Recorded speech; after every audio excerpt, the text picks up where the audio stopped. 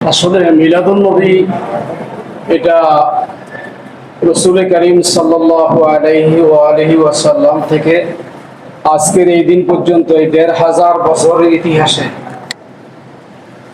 সাহাবায়ে কেরাম থেকে শুরু করে তাবিন, তাবে তাবিন, শুহাদায়ে কেরাম, সালফে সালিহিন, আইম্মায়ে মাযাহিব, আইম্মায়ে তরিকত, আইম্মায়ে তাফাসির, হাদিস, ফিকহ এবং কি উলামায়ে মুতাআখিরিন, মুতাকাদ্দিমিন এবং কি বিশ্বের সমস্ত হক আইম্মায়ে কেরাম, ইমামগণ সবাই এই ব্যাপারে ইত্তেফাক, ঐক্যমত যে রাসূল করিম সাল্লাল্লাহু আলাইহি ওয়াসাল্লামের জন্ম অর্থাৎ হুজুরের যদি জন্ম না হতো, এই জন্মটাকে আরবিতে বলা হয় মিলাদ। মিলাদুন নবী মানে হচ্ছে নবীর জন্ম, আর ঈদে মিলাদুন নবী মানে হচ্ছে নবীজির জন্মের শুভ আগমনের আনন্দ উল্লাস। তো হুজুর করিম সাল্লাল্লাহু আলাইহি ওয়াসাল্লামের মিলাদ যদি না হতো তাহলে পৃথিবীর কারো মিলাদ হতো না, কারোই জন্ম হতো না। আপনি জিন, ইনসান, মানব, দানব, গাছপালা, তরু লতা, আরশ, কুরসি, লৌহ কলম, আসমান জমিন, ফেরেশতা এবং কি নবীদের জন্ম হতো না যদি আমার নবীর জন্ম না হতো। এক কথায় গোটা সৃষ্টি জগতের জন্ম হয়েছে আমার হুজুরের জন্মের কারণে, মিলাদুন নবীর কারণে।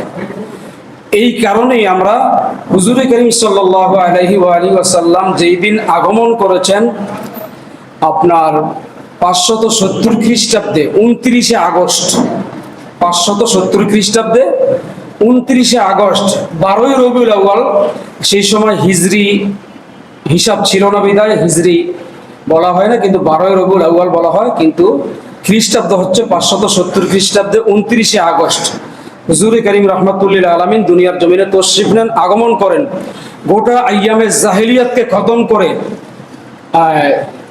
মানবতার দূত হিসেবে দুনিয়াতে এসে তিনি আলোর দিশারি হয়ে মানুষের দিলের মধ্যে স্বর্গীয় আলো জ্বালিয়ে দিয়েছেন। সেই কারণে আমরা রহমাতুল্লিল আলামিনের এই আগমনের হুজুর করিম রউফুর রহিম সাল্লাল্লাহু আলাইহি ওয়াসাল্লামের শুভ আগমনটাকে আমরা জাঁকজমকভাবে পালন করে থাকি। হয়তো আপনি বলতে পারেন অনেকে বিরোধিতা করে।